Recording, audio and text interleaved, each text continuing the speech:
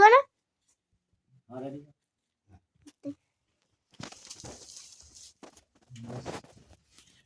হনুমানের বক্ষ বিদারণ ও অস্থি মধ্যে রাম নাম প্রদর্শন বলবে।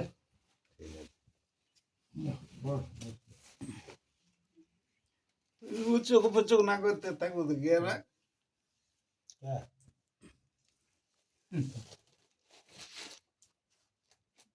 ওরে হাসিতে হাসিতে হলো হার হয়ে হাতে ছিন্ন ভিন্ন করে হার শিবাই আদাতে।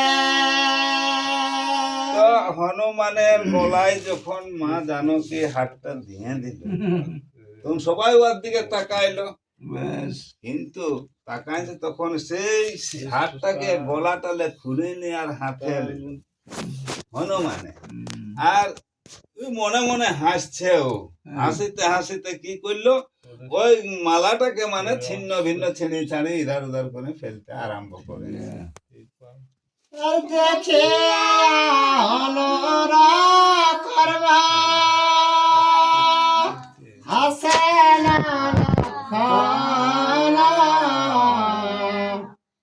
উপিত রহস্য ভাবে বলে না তখন। তো যখন ওইগুলা ছেড়ে ছেড়ে ফেলে দিছে, দাঁতে চেবাই চেবাই চাপা চাপা করে নানা রকম ডাল দেখছে, হনুমানে খাবে মনে কর খাবার জিনিস এগুলা বটে বোধ হয়, তো আর মনে খাবার বটে তো দেখছে তো কোনো কিছু নাই রে বাবা ওটার মধ্যে, ওই যেমন বাহার তেমনি ভিতরে সে একই রকম। তো সেইটাকে ও ফেলতে আরম্ভ করতে তখন লক্ষণ ঠাকুর মানে ওর উপর রাগে ক্রোধ হইল, মানে যে এত বড় মূল্যবান জিনিসটাকে একবারে তৎন হনুমান বাঁদর বলতে একবারে স্বভাবটাও তাই। আর লক্ষণ বলে না প্রভু করে নিবেদন মারুতির গলে হার দিলে কে কারণ। তখন লক্ষণ বলছে রামচন্দ্রকে, হে প্রভু বলছে এই যে মনে কর মারুতির হাতে এই হাতটা কেনে দিলে বলছে, রামকে বলছে লক্ষণে। আর সহজে বানর গণ্য পশুর মিশালে রত্নহার দিলে কেন বানরের গলে। বলছে দেখ ও একে মনে কর পশু বানর, বানরদের সঙ্গে আর খেলাধুলা সবাই কিছু, আর ওইটা সেইটা এই রত্নের হাতটা আর গলে কেনে দিলে বলছে। ওটা কি করে বাবু, ও আগে খাবার জিনিস দে। আর শ্রীরাম বলে না শুনে প্রাণের লক্ষণ কি হেতু ছিড়িল হার পবন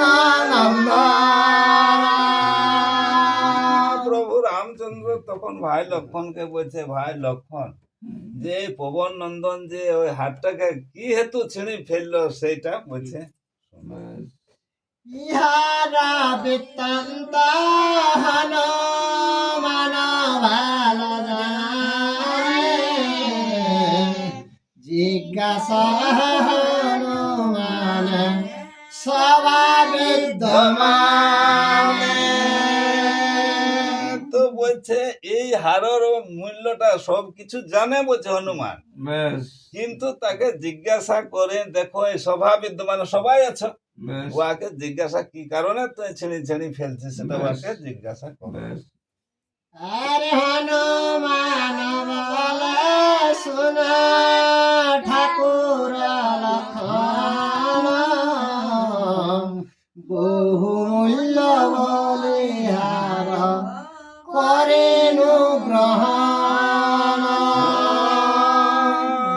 তখন হে লক্ষণ ঠাকুর হনুমান বলছে যে বহুমূল্য, তো সেই কারণে যে মূল্যটা আছে তো এই মূল্যটাকে দেখতে হবে কেন? বেশ আরে দেখলাম বিচার করিয়া তার পরে রাম নাম নাহি এই হারের ভিতরে। ওই যে চেবাইকে আর খাড়া করার কারণ যে তাহলে ভিতরে আছে, বেশ তো দেখছি তো বলছে না রাম নাম তো নাই খেয়ে আরো ভিতরে তো মূল্য শব্দ তো রাম নাম, তো হ্যাঁ। মূল্য তো ভিতরে নাই। নাই। নাই। আর রাম নাম না যাতে মন যে ধর পরিত্যাগ করা ভালো নাহে প্রয়োজন। তো যে জিনিসটাই রাম নাম হীন নাই খে সে জিনিসটার আমার প্রয়োজন নাই। নাই। আর লক্ষণ বলে না শোনা পবন কুমার রাম নাম চিহ্ন নাহি দেহতে তোমার।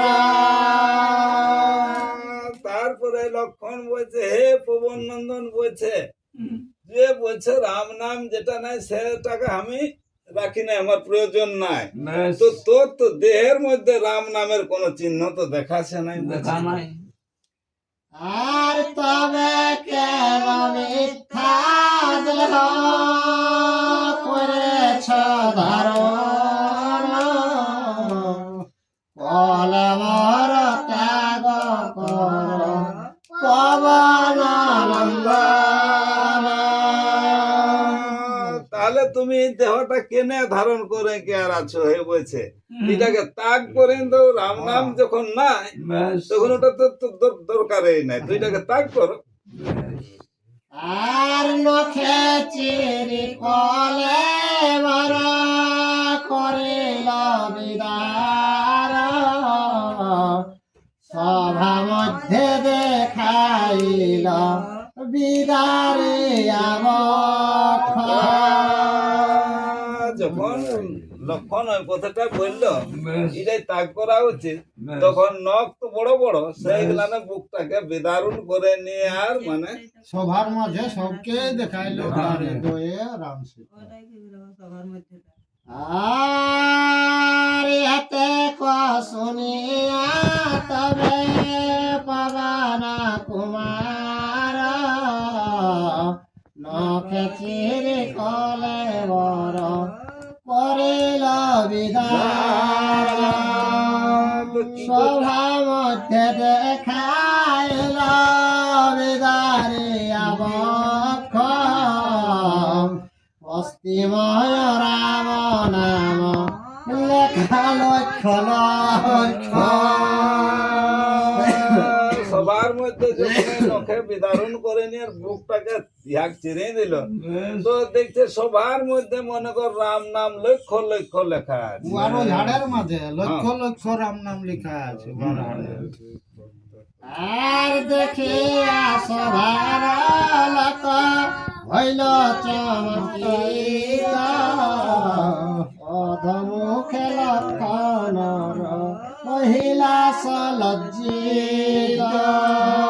তখন যখন এই যে মনে করো আর শরীরের মধ্যে দেখাই দিল হাড়ের মাংস সবাইটাই বেশ চামড়ার ভিতরটাই, তখন মনে করো যত সবার লোক রহে তারাও লজ্জিত হইল আর লক্ষণও লজ্জিত হয়ে গেল। আর লক্ষণ বলে না শোনা হনুমান শ্রীরামের ভক্ত নাহি তোমার সমান। তখন লক্ষণ ঠাকুর বলছে হে পবন নন্দন বলছে তোমার সমান বলছে আর মনে কর প্রভু রামের ভক্ত নাই বলছে। প্রিয় ভক্ত তোমার সমান নাই। আর রাম জান তোমার সে রামে জান তুমি তোমার মহিমা সীমা জানি বজানি তো লক্ষণ ঠাকুর বলছে রামও জানে তোমাকে আর তুমিও জানো রামকে, তো তোদের নিমা সীমা কে জানে বাবা বলছে। আরে হনুমান বলে আমি মনের বানর, রামের দাসানুদাস তোমার নফর। তো বলছে আমি বনের বানর বটে, রামের দাসের অনুদাস বটে, তোর নফর বটে। আমি বলছি তোরের তরলে নিচে তোদের আমি নফর। নফর বটে। আর হনুমানের কথা শুনে শ্রীরামের হাস, লঙ্কা কাণ্ডে গাহিল পণ্ডিত কৃত্তিবাস। জয় শ্রীরাম। জয় শ্রীরাম। চেক কর।